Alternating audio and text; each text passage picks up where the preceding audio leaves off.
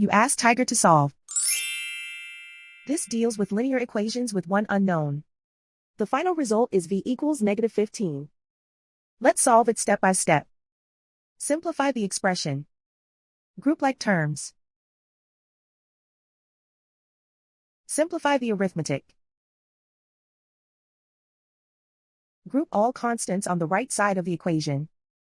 Add 105 to both sides. Simplify the arithmetic.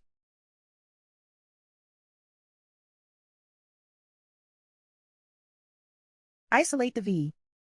Divide both sides by -7. Cancel out the negatives.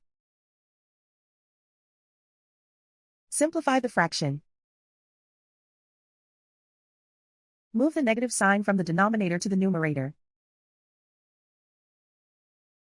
Find the greatest common factor of the numerator and denominator. Factor out and cancel the greatest common factor. And so the final result is v equals -15.